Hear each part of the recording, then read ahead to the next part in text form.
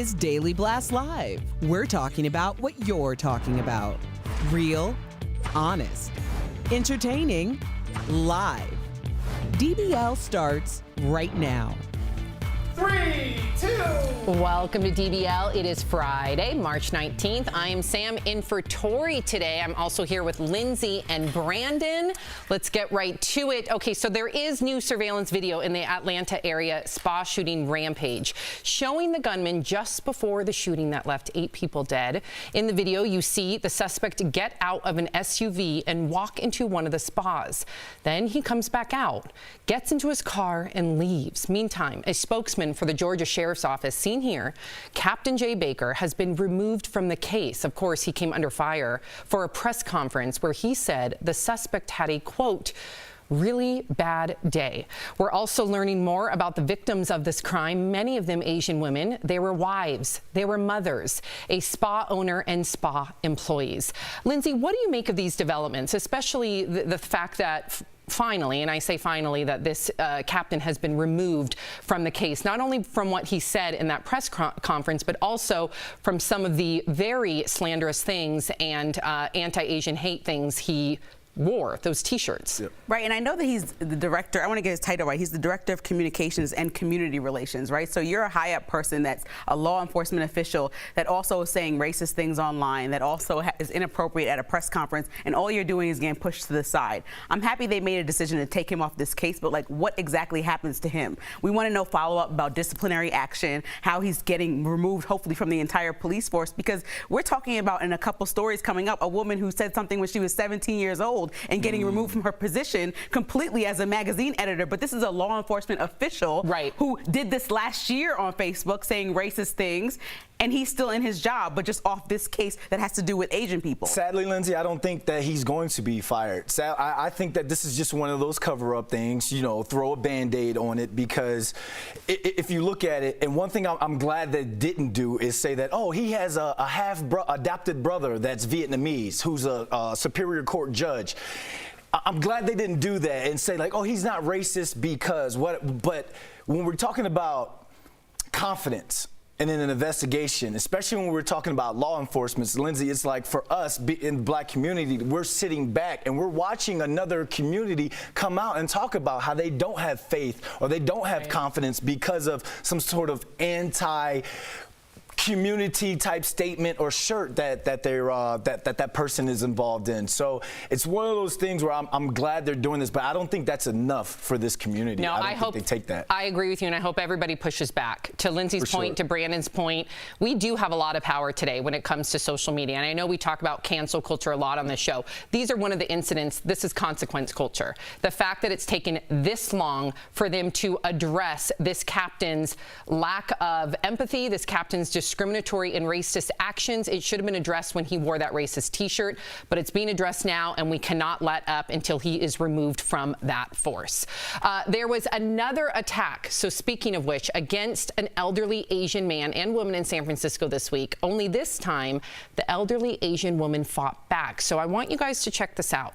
The alleged attacker was wheeled away on a stretcher with a bloody face on his way to the hospital after the woman turned the tables on him and repeatedly hit him with a stick. This video of the aftermath has gone viral, showing the resilient woman who was attacked. She says she was waiting at a traffic light when the suspect punched her. That's when she grabbed the stick, defended herself. Another elderly Vietnamese man was also hurt in the attack. A GoFundMe page has been set up for both victims in the attack to help with medical expenses, and the 39-year-old suspect is being investigated. This is such an epidemic, and I use that word very carefully, but this is such an epidemic, especially in the Bay Area, that there has been a group of brave youths out there that started Compassion in Oakland, it's called. If anybody out there in the area wants to get involved, go to Compassion in Oakland, and essentially, Brandon and Lindsay, they are there to help elderly Asian Americans who fear for their lives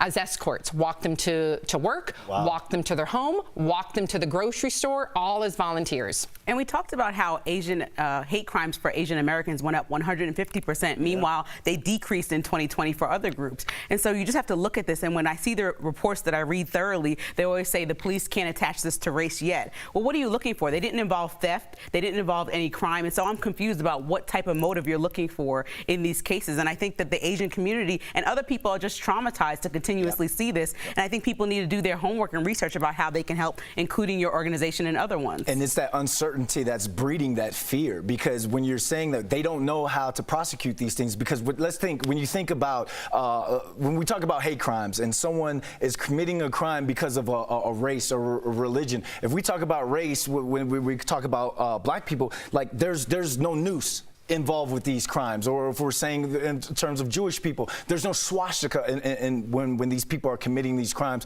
So there's this huge debate on how to charge these people, and a lot of people who have had these attacks on some of these elderly Asian people or Asian people in general haven't even been charged yet.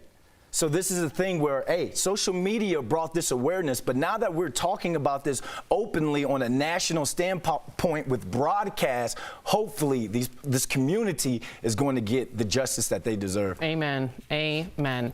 Okay, so this is the story that Lindsay was alluding to earlier. The incoming teen Vogue editor is out of a job right now, and it's all over tweets she sent out as a teen. 27-year-old Alexi McCammond was set to begin the new position next week, but now she's being forced to resign, saying the tweets have overshadowed the work she's done to highlight the people and issues that she cares about. There are even reports that Anna Wintour was unable to save her job, even though she tried, apparently. The resurfaced tweets from 2011 reportedly cost the publication a 7-figure ad campaign. Some of the tweets, which you see here, are anti-Asian, saying things like, quote, Googling how to not wake up with swollen Asian eyes. Another read, quote, give me a 2 out of 10 on my chem problem, cross out all of my work, and don't explain what I did wrong. Thanks a lot, stupid Asian TA. Well, McCammon had reportedly disclosed the tweets to Wintour before being hired and has repeatedly apologized for them. But the question is, should someone be held accountable for mistakes they made as a teenager years prior? I What was do you so think? outraged Yes. when I saw she's 17 years old when she made this tweet. We all wouldn't have our jobs if we got in trouble for some of the things we did during our teenage years. But Sam, one thing I've realized, and as you grow up, if your production isn't as big as your problem, then you've got to go. And which is what is prevalent right now in the United States, this anti-Asian, the hate that's going towards them, she has to go. You really think so? What do you think, Lindsay? I followed Alexi's career for a long time. She won a 2019 award from NABJ, National Association of Black Journalists, as the Journalist of the Year. She's a very prominent person for Axios. She's a political reporter. She's really smart. And I struggled with this thing of, like, when I was 17, I said some really stupid stuff, but I wasn't on Twitter, right? They weren't racist either. Right. And so, you know, I'm trying to figure out if we're looking at her as a minor who can atone for what she did. I mean, she's losing this job. I don't think that there's any way to say I want to be forgiven by this community. We're too of a high climate time right now where tensions are really high, but she needs to atone, and I hope that she's able to resurrect her career after this. I do too, and I just want to say, listen, at 17, you're almost an adult. Technically, you can go fight in a war and sacrifice your life for your country, so I do think she should have known better. However, has she atoned for it? Has she grown as a person? Those are the things that I feel like as a community we'll never know, and I think that's unfortunate for her if she really has changed. But those are some really egregious, horrific, and racist tweets.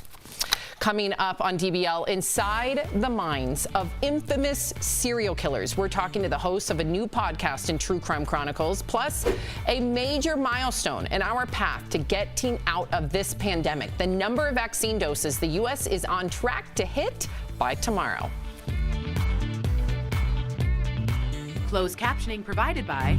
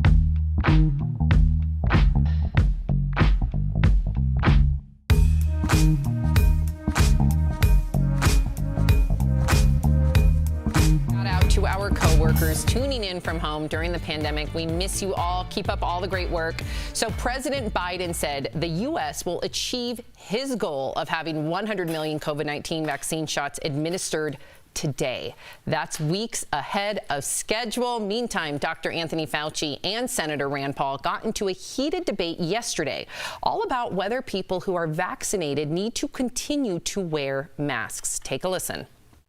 What studies do you have that people that have had the vaccine or have had the infection are spreading the infection? If we're not spreading the infection, isn't it just theater? No, it's Had not. the vaccine and you're wearing 2 masks. Isn't that theater? Let me just state for the record that masks are not theater. Masks are protective. And we You have ask immunity there, theater. If you already have immunity, you're wearing a mask to give comfort to others. Senator You're Paul, not you're out wearing a of time, mask and I because would of any like Dr. sign. Fauci I totally disagree with you. After a year in lockdown and an end in sight as more and more people are getting vaccinated, a lot of people are experiencing anxiety about returning to a more normal way of life.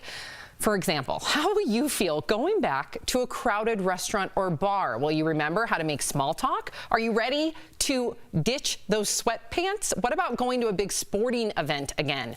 And you had a very visceral response when they were arguing, and then we'll get to the anxiety. Because I was with Rand Paul on this one. How? I cannot believe that I am siding with Rand Paul. But he's not a doctor. He doesn't have the years and years and years of experience that Dr. Anthony Fauci does. He's not. But Fauci, Rand Paul is a doctor, and Fauci, you could have answered the question right then and there, and we didn't get the full Rand Paul is a doctor I'm confused. Is he a contagious disease. In contagious disease. A different kind of doctor. Yes. A PhD is different than A player hater degree is what a PhD is in my world. Okay. But it does kind of seem like theater, and I guess Sam. It's not theater. Okay. You cannot question science. Okay. But I think we learned that wearing the mask wasn't about you. So yes, you have immunity, but the person next to you might not. So wearing a mask is about respect for your fellow Americans, respect for the fellow citizens of this world, protecting other people besides yourself. So that's why I think Fauci's like, how is that theater? Okay. Let's talk about someone other than myself. I can't wait to get all those beautiful faces that we just had on that board back into this studio that we have here. It's been too long. I understand that people are like, oh, small talk. You've been talking to your dog for a year. You better embrace some small talk with the stranger. So you're not nervous. Are you Absolutely nervous? not. I'm nervous. I also saw kids interact recently, and I know that they had a trouble. And I know you have kids, so you can say, like, how are they going to get out and play? I feel like they're like scared of me. When I saw this kid that didn't recognize me, they were like, who are you? Yeah, my poor Miles, my youngest, is a year, and he's a pandemic baby, and I think he's never seen, I think he thinks I'm like the only person that exists in the world. So anyone else is like, ah! Right. Stranger danger, to the upteenth degree. Okay, good conversation, though, you guys. Coming up on DBL, inside the minds of America's most notorious serial killers, we're speaking with the host of a chilling new podcast in True Crime Chronicles. People are wearing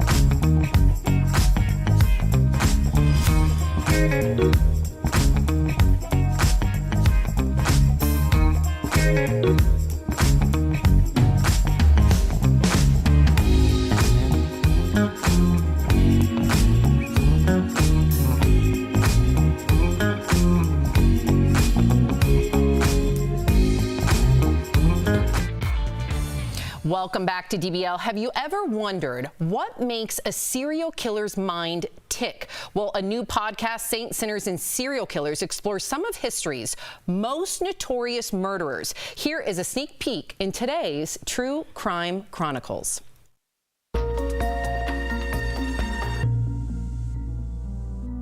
Many of the world's most notorious crimes are committed by serial killers. But what drives them to commit them? One of the first to shock a nation was Jack the Ripper. He terrorized London in 1888 by killing several women. His identity remains a mystery. In the 60s, there was the Boston Strangler, a man who broke into multiple women's homes. 11 unmarried women in and around Boston were strangled to death. Albert DeSalvo confessed, but was never convicted. He was a troubled youth who had his first run-in with the law at 12 years old. Tony Costa was known as the Cape Cod Killer. He was just 16 years old when he began showing violence. He went on to murder young women and dump their bodies in graves around Massachusetts. America watched closely in the 1970s and 80s while James Whitey Bulger ruled the Boston underworld. The crime boss was said to be involved in numerous murders and landed on the FBI's most wanted list. He was caught after 16 years on the run. James Whitey Bulger will finally face justice for a number of his crimes. One of the most notorious sins came in 1980, when Beatles legend John Lennon was assassinated by Mark David Chapman. He claimed to have shot the musician because of his immense fame. I was lost, and I didn't know who I was. In 2013, two bombers set terror at the Boston Marathon, creating one of the darkest chapters in American history and biggest manhunts. Today, we are enlisting the public's help to identify the two suspects. Could these criminals' upbringings have contributed to their killing sprees? Or was it a traumatic life event that triggered them? The one thing that's certain is they all had a passion to kill. Earlier, Tori and Lindsay spoke with the hosts of this podcast. Take a look. We are joined by Casey Sherman and Dave Wedge from the brand new true crime podcast, Saints, Sinners, and Serial Killers. Thank you for coming on DBL. Now, Dave, people like myself who are fascinated with true crime, we are so into it. But let's talk about specifically serial killers. What is the fascination about them? Why are people so drawn to these stories? It's so shocking and so horrifying that someone could be so inhuman that we want to know everything we can about their life and what drove them to that point. Yeah, that's why I'm in. And Casey, your podcast digs deep into what makes a serial killer snap. So explain that more. What twisted motives lead them to commit these crimes?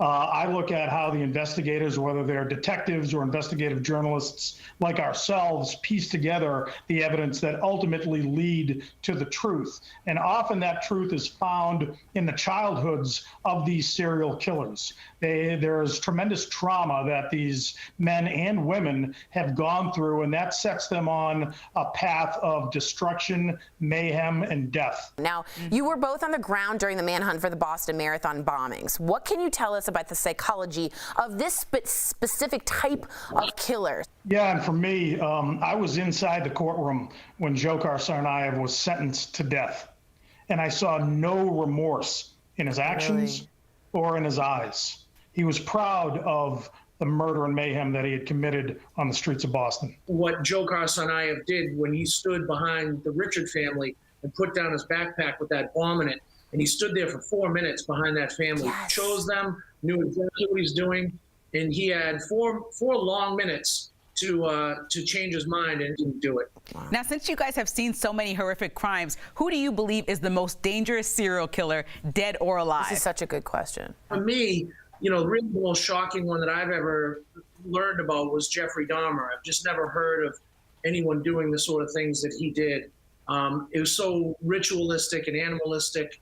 And horrifying. Well, I'm currently working on a new book and television project with Robert Downey Jr.'s production company about a serial killer case on Cape Cod in the 1960s that went way under the radar because it was overshadowed by the Manson murder case in California. But in this case, the killer killed and dismembered at least 8 women and buried their bodies in shallow graves. Wow. And finally, I have got in my hands the autopsy and the crime scene photos from these crimes. I will be listening because I think what you guys are trying to do is not just show the romanticism of it, which you can see in a lot of these episodes and podcasts, but to show what you said, the animals that they are, is so important for those that want justice. And I can't even imagine what that would feel like.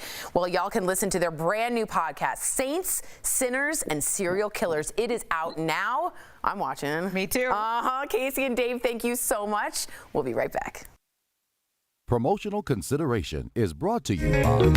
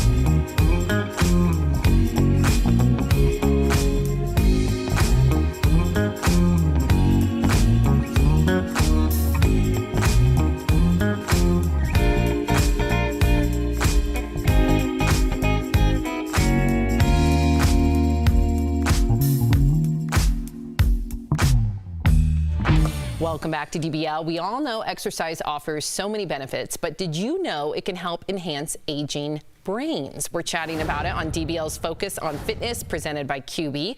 Exercise impacts the way your brain communicates, like thinking and remembering. That's why it's so important to exercise as you age. A study by the New York Times found that older adults who took aerobic dance classes twice a week showed improvements in brain areas critical for memory.